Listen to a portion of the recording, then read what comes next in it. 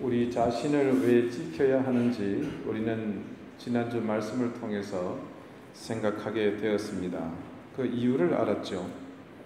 하나님의 자녀로 사는 이상 우리는 늘 악한 영의 표적일 수밖에 없습니다. 그래서 표적이 되었다는 것은 곧 악한 영과의 대적을 피할 수 없는 그런 인생을 살아야 함을 의미합니다.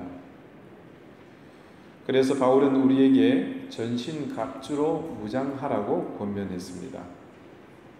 지난 첫 시간 우리를 지키는 법, 그 첫 번째는 진리의 허리띠를 띠는 것입니다. 그 진리의 핵심이 무엇이었습니까? 영원히 변하지 않는 그 진리의 가치의 중심은 하나님이셨습니다. 그리고 그 하나님을 대변하는 가장 함축적인 단어, 바로 사랑이었습니다. 우리가 진리의 띠, 그러니까 즉 사랑의 띠를 띠고 있어야만 우리는 악한 영, 마귀의 공격에서 우리 자신을 지킬 수 있습니다. 그것이 첫 번째 전신갑주인 진리의 띠가 의미하는 것이었습니다. 나를 지키는 법, 오늘 그 두 번째 말씀을 보겠습니다. 14절 진리의 허리띠를 띠고 그 다음에 무엇을 붙이라고 말씀을 말합니까? 네, 악한 영으로부터 내 자신을 보호하기 위해 자신의 가슴에 의의 호심경을 붙이라고 합니다. 호심경, 이전 개역 한글판에는 흉배라고 되어 있었습니다. 두 가지가 모두 다 가슴을 보호한다는 그런 의미의 도구입니다. 허리띠는 진리였습니다. 이 호심경은 그러면 무엇입니까? 의입니다. 의에 해당하는 헬라어 디카이오시네는 기본적으로 하나님께서 주관하셔서 자신이 택한 사람을 하나님과의 바른 관계로 회복시켜 주시는 그 상태를 말합니다. 다시 말하면 이 의라는 것은 하나님의 은혜로 주어진 그리스도의 의를 뜻합니다. 이 디카이오시네는 인간이 자의적으로 이룰 수 있는 그런 상태의 의와는 조금 거리가 있습니다. 예를 들면 바리새인들은 남들에게 보여주기 위해서 의를 행하는 일이 비일비재했습니다. 예수님께서 사역하시는 동안에 이들은 율법이 정하는 금식을 하고 또 11조를 드리고 절기를 지킵니다. 세상적으로는 공개적으로 어려운 이웃을 위한다면서 구제하는 일을 보란듯이 했습니다. 그러면서 나는 의롭다고 생각합니다. 자신이 스스로 판단한 것이죠. 이들의 행위를 보면 꼭 어릴 때 아이를 보는 듯한 그런 느낌입니다. 갑자기 아이가 엄마에게 엄마 나 착하지? 하고 묻습니다. 미운 5살 아이가 잔뜩 있는 대로 말썽 다 부리고 나서 귀염 뜬다고 엄마에게 갑자기 고개를 치켜들고 엄마 나 착하지? 하고 뜬금없이 묻습니다. 그걸 듣는 엄마는 어이가 없죠. 멘붕입니다. 하도 어이가 없어 쳐다보고 있으니까 애가 계속 묻습니다. 엄마 나 착하지? 나 착하잖아. 엄마는 대꾸를 안 합니다. 아이가 원하는 대답을 못 얻으니까 떼를 부리고 드러누워서 울면서 소리 지릅니다. 엄마 나 착하잖아. 착하다고 말해야지. 빨리 말해. 나쁜 짓을 하면서 착하다는 얘기를 요구하니 참 현장을 노렸습니다. 그래, 아이고 착하다. 여러분, 율법을 지키며 경건한 유대인으로 산다고 하면서 바리새인들이나 서기관이 그 시대의 사람들 앞에 고개를 빳빳이 치켜들고 있는 그 모습이 이와 다를 게 뭐가 있겠습니까? 우리가 잘 아는 것처럼 성전에서 입구에 있는 연복궤에 동전을 마구마구 쏟아부으면서 나 잘했지요 라고 떠드는 그런 행동들, 이런 의와 이 디카이오시네는 전혀 다른 성격이라는 말입니다. 하지만 인간이 스스로 죄를 벗어나려고 노력하는 행동들이 중심이 된 그런 의는 이 디카이오시네와 절대 무관하지 않습니다. 이 디카이오시네의 원형은 디카이오스입니다. 디카이오스는 정의로운 일을 총칭할 때 씁니다. 우리가 보편적 도덕의 기준에서 혹은 상식에서 생각하는 옳은 일, 여러분 길가에 쓰러진 사람을 자기 일이 바쁜데도 불구하고 얼른 응급조치를 해서 병원으로 옮겼습니다. 뉴스가 되어서 기자가 마이크를 들어대니까 뭐라고 얘기합니까? 그냥 당연히 할 일을 했을 뿐입니다. 옳은 일이라고 생각해서 했을 뿐입니다. 그때 그러한 일들이 디카이오스입니다. 그리고 그런 일을 행하는 사람을 의인이라 칭하고 그 의인에 대한 표현 역시 디카이오스입니다. 신약 성경에서 예수님이 말씀하시는 그 말씀 중에 있는 의인은 모두가 이 디카이오스로 표현합니다. 예를 들어서 마태복음 10장에 마리아와 정혼한 요셉은 의로운 사람이다 했을 때 이 의로운 사람이 바로 디카이오스입니다. 또 예를 들어 누가복음 12장에서 어찌하여 옳은 것을 스스로 판단하지 아니하느냐라고 말씀하실 때 이때 이 옳은 것도 바로 디카이오스에 해당합니다.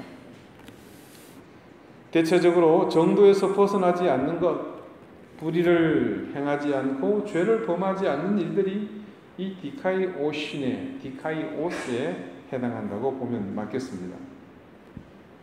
자, 그러면 왜 바울은 이 디카이오시네, 즉 의의 그 갑옷을 우리의 가슴에 붙이라고 하신 것일까요?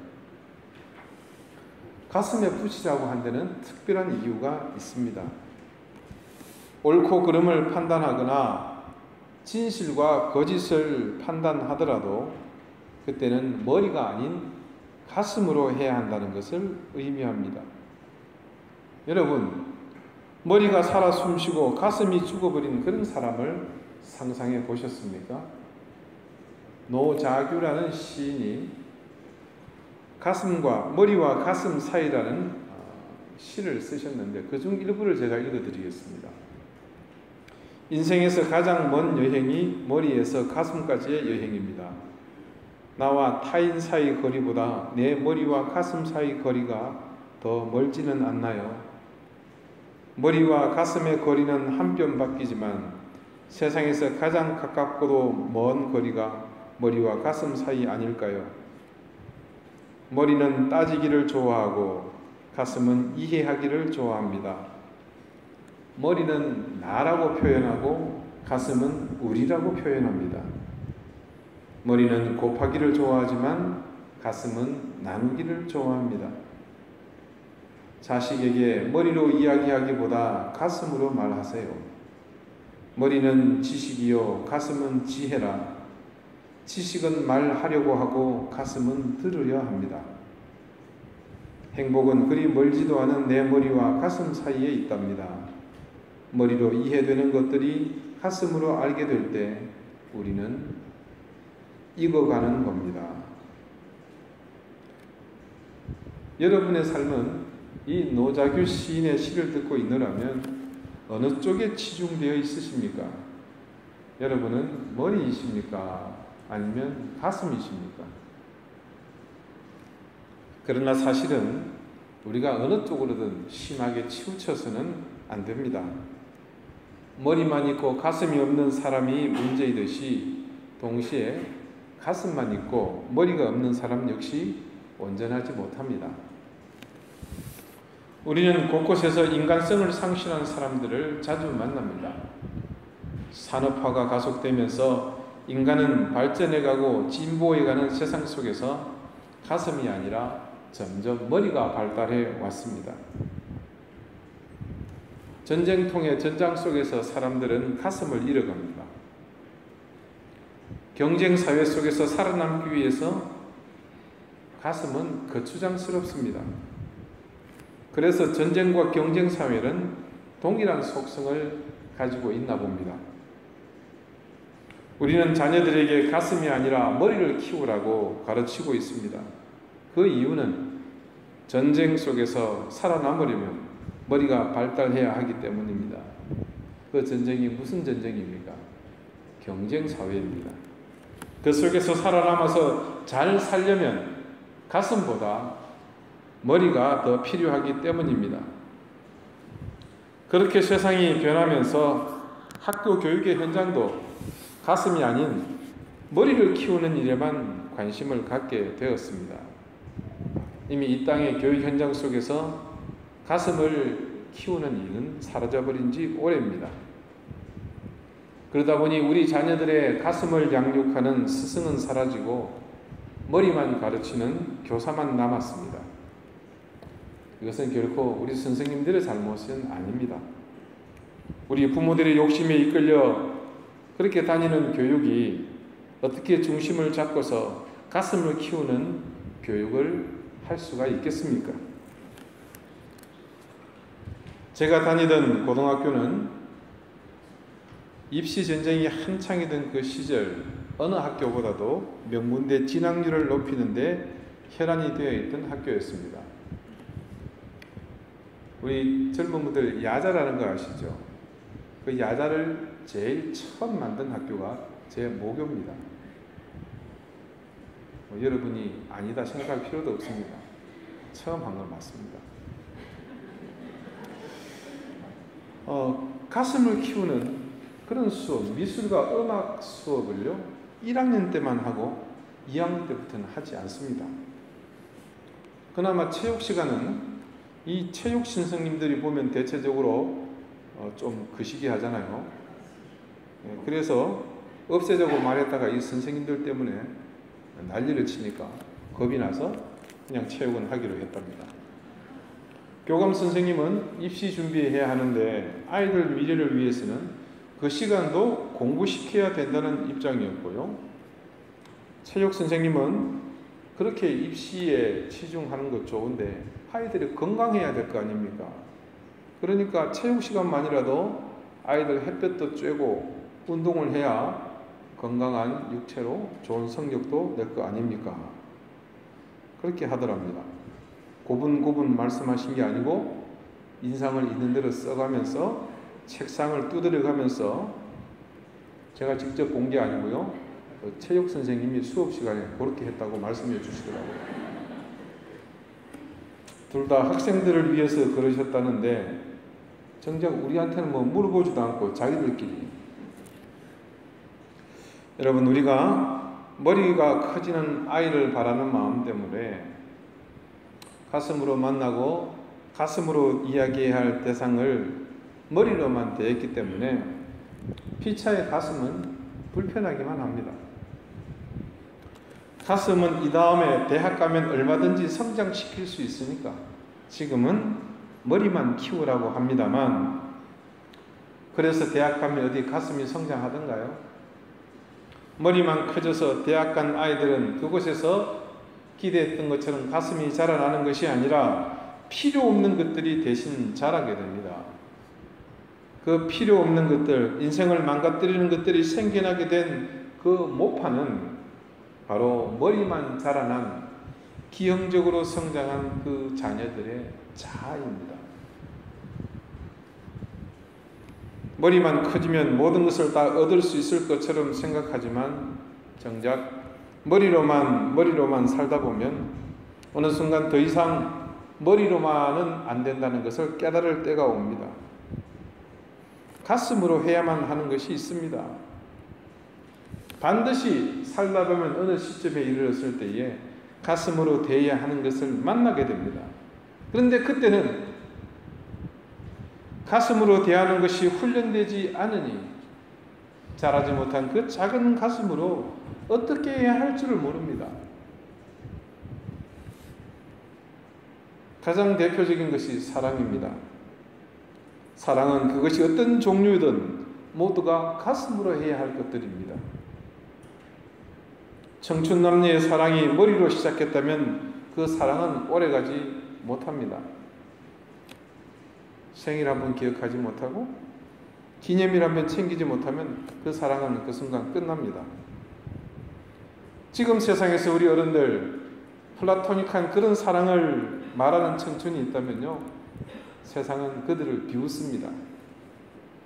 그러나 오래도록 변하지 않는 사랑은 반드시 가슴과 가슴이 만나서 서로 그렇게 사랑할 때만 가능한 것입니다. 여러분, 하나님의 사랑이 머리로 하시는 사랑이었다고 한번 생각해 보십시오. 우리 주님 예수 그리스도의 사랑이 그분의 머리로 하는 것이라고 가정해 보십시오. 세상에 이보다 끔찍한 일이 어디 있겠습니까? 하나님의 판단과 공의는 단호합니다. 그분의 머리, 즉 질서를 지키는 일은 곧 우리에게서 파멸을 의미합니다. 그래서 그분은 절대로 당신의 머리로 우리를 사랑하시지 않으셨습니다. 말도 안 되는 그 넓이와 깊이, 우리 인간의 생각으로는 상상도 가늠도 가정도 할 수 없는 그 넓고 깊은 마음으로 우리를 사랑해 주셨습니다. 그 사랑이 아니면 예수 그리스도 당신의 그 독생자를 이 땅에 보내실 생각조차 아마 하나님은 하시지 않으셨을 것입니다.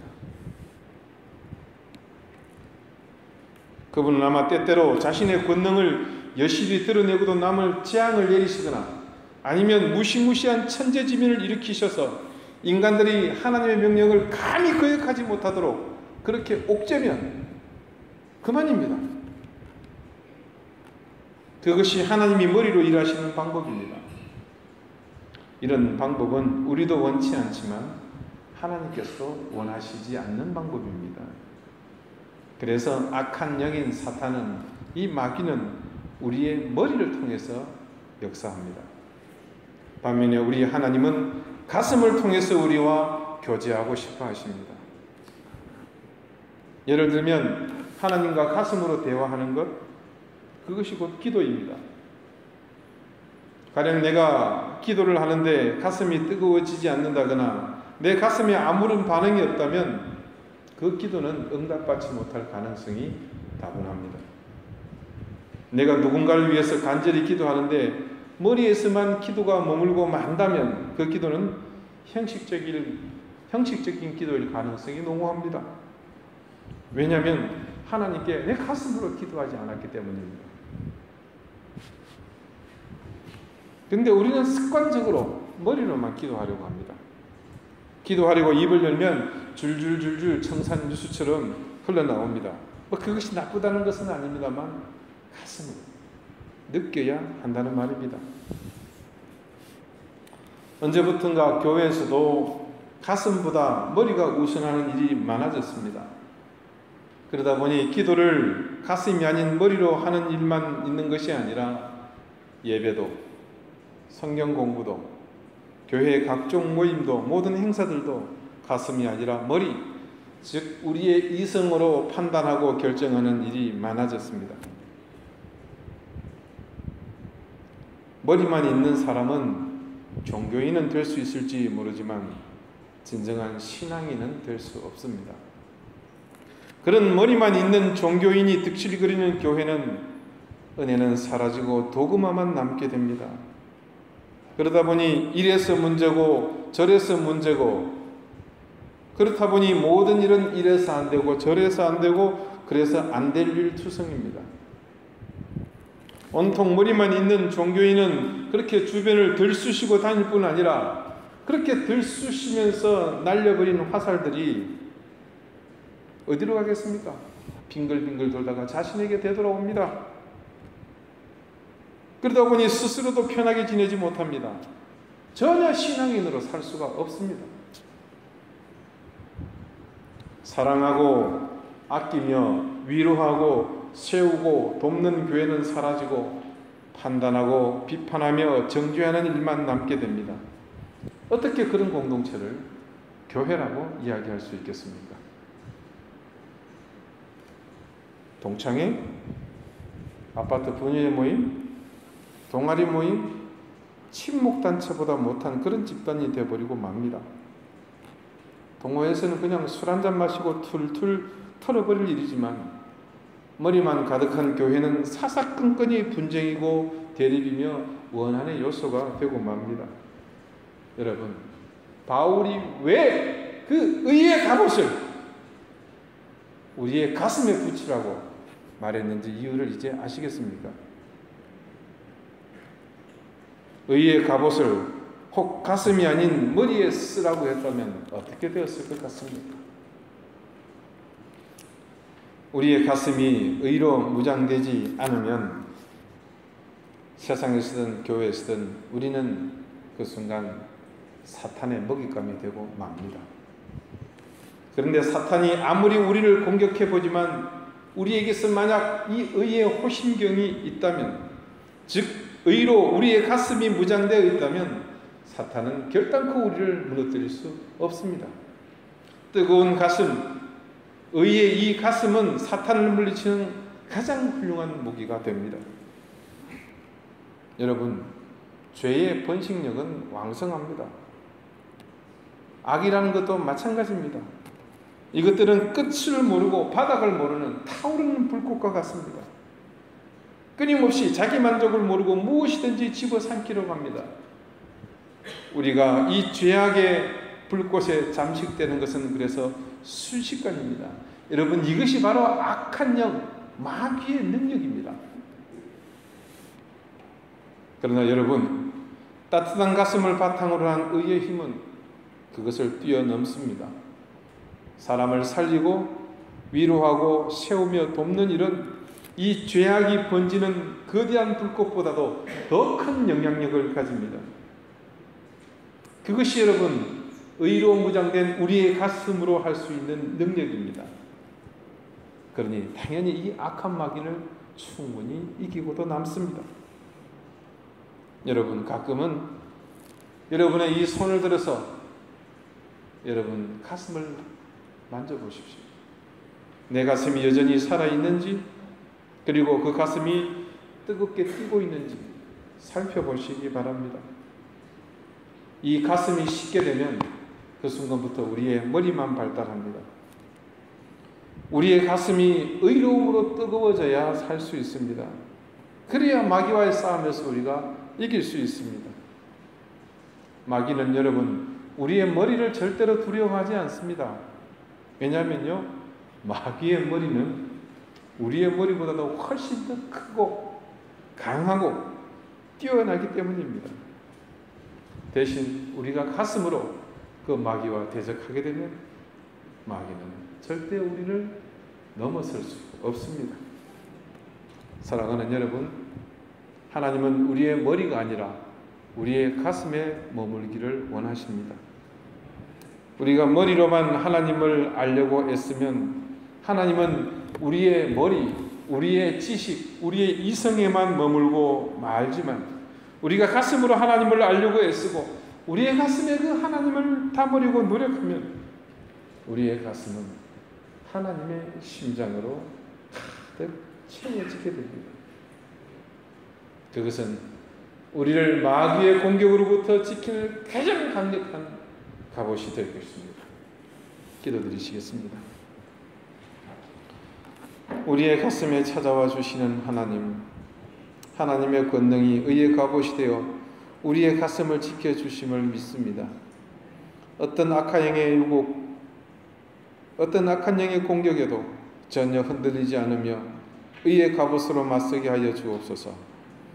오늘도 주님은 우리의 가슴으로 만나고 싶어 하시고 우리의 가슴으로 드리는 기도에 응답하시기 원하심을 믿사오니 주여, 우리의 가슴을 더욱 뜨겁게 하여 주옵소서.